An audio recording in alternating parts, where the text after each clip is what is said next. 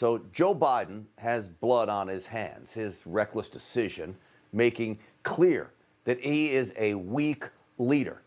He sent our enemies into action with his weakness. 12 Marines are dead now. 1 Navy medic is dead, and 15 of our troops are injured as the number of casualties continue to rise in Afghanistan, all made possible because Joe Biden trusted the Taliban, jihadis, to provide security around the airport. It was a disastrous decision. The worst possible scenario now is now unfolding in Afghanistan. Jihadists like the Taliban, their partners Al-Qaeda, and now ISIS and this group called ISIS-K, the group claiming responsibility for the attacks, are all jockeying for control. Control Joe Biden surrendered. We had it. We gave it up. The result is death and destruction.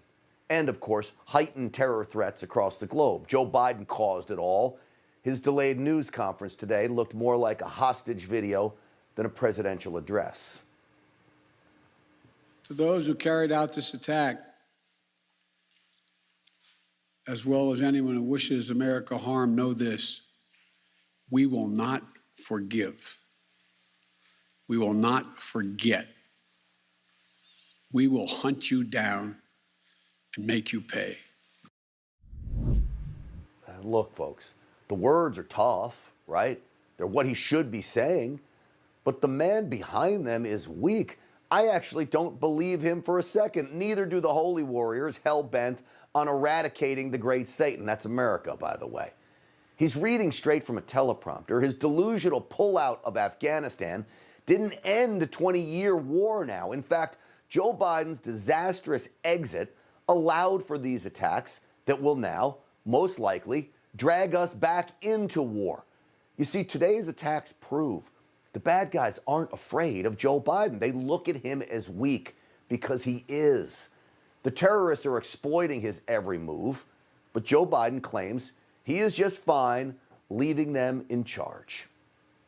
There's been some criticism, even from people in your party, about the dependence on the Taliban to secure the perimeter of the airport. Do you feel like there was a mistake made in that regard?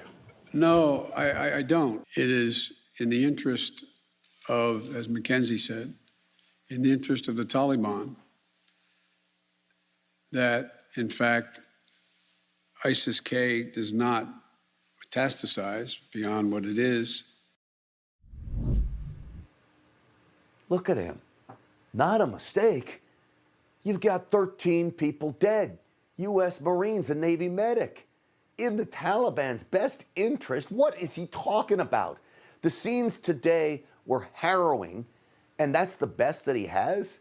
The only interest the Taliban has is lopping all of our heads off. That's what they want to do. Does he not understand that? This news conference was hard to watch.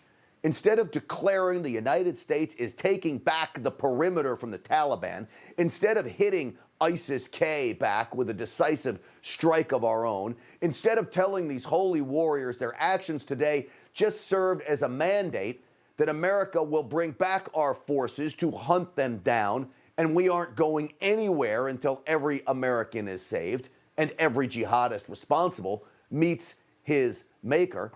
Instead of saying all that, Joe Biden babbled. He babbled through pre-approved questions. I saw a confused man with an absolute bizarre range of emotions, including this admission that he is completely controlled by others. Ladies and gentlemen, they gave me a list here. The first person I was instructed to call on was Kelly O'Donnell of NBC. The American military has been answering for a long time. Here I am, Lord, send me. Here I am, send me. You get this feeling like you're being sucked into a black hole in the middle of your chest. There's no way out. I'm asking you a question.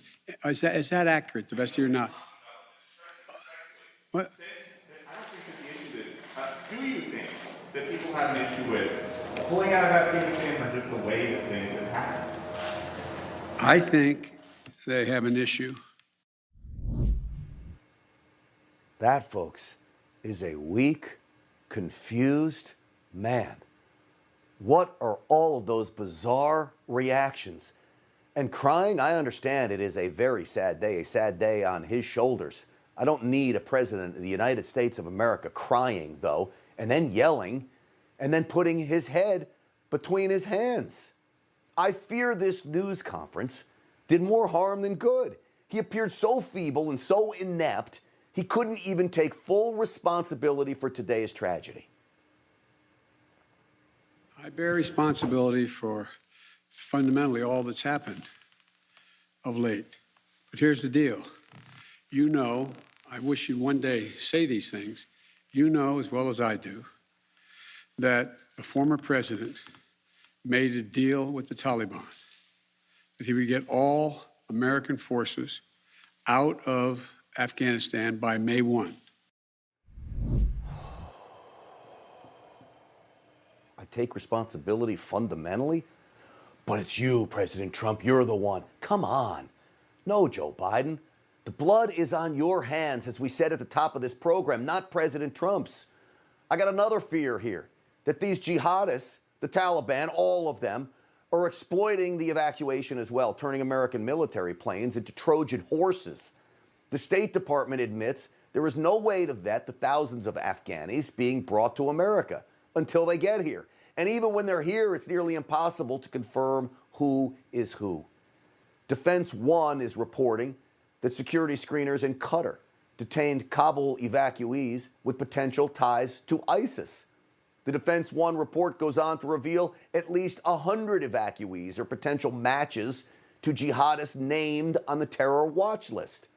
Defense One quotes a source saying, quote, CBP on the ground, that's Customs and Border Protection, has old tech and they don't know how to use it.